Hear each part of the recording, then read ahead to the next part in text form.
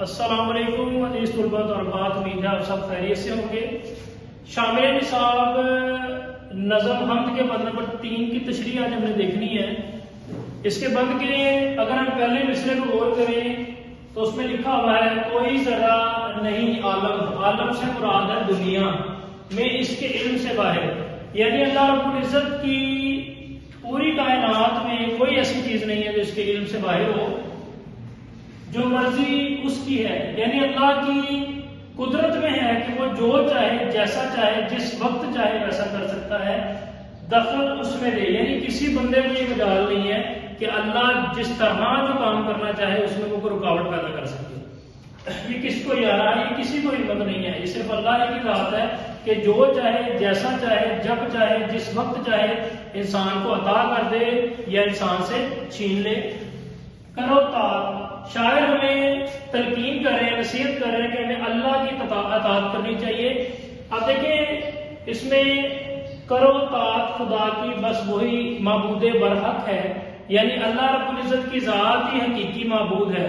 کچھ لوگ ایسے ہیں جنہوں نے ہاتھوں سے بت بنائے ہوتے ہیں، جن چیزوں سے ڈرتے ہیں اس کی عبادت کرنا شروع کر دیتے ہیں۔ شاعر ہمیں ان جھوٹے معبودوں سے بچنے کی تلقین کر رہے ہیں کہ اللہ وحدہ لا شریک ہے، ہمیں صرف اور صرف کیا کرنی چاہیے؟ اسی کی عبادت کرنی چاہیے۔ چوتھا مصرع اس کی شان یکتائی، یعنی وہ واحد ہے، لا شریک ہے، اس کا کوئی شریک نہیں، وہ اکیلا ہے، جہاں میں آشکارا ہے، اور ہر طرف اسی کی علامات، اسی کی ظاہری جو چیزیں ہیں وہ بنائی ہوئی ہمیں نظر آتی ہیں۔ انسان کی بنی ہوئی سب چیزیں جو ہیں وہ لامحدود حد تک نہیں ہو سکتی۔ لامحدود ذات کس کی؟ اللہ کی ذات ہے، باقی ہر چیز کو فانی ہے، فنا ہونے والی ہے۔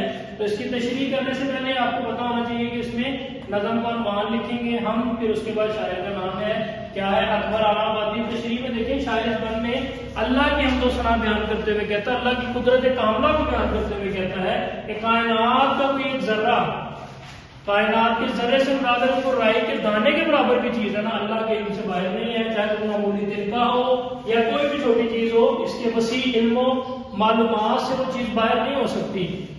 اسی طرح کوئی چیز چھوٹی ہو، کوئی چیز بڑی ہو، ہر چیز اس کے علم میں ہے۔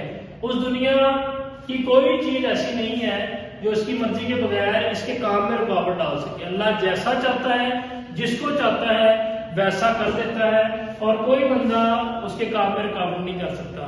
اگر اللہ تعالیٰ کسی انسان کا فائدہ کرنا چاہے تو پوری کائنات میں کوئی ایسا بندہ نہیں ہے کہ ساری کائنات مل بھی جائے نا تو اللہ کی مرضی کے بغیر اس کا نقصان نہیں کر سکتے، نہ فائدہ کر سکتے ہیں۔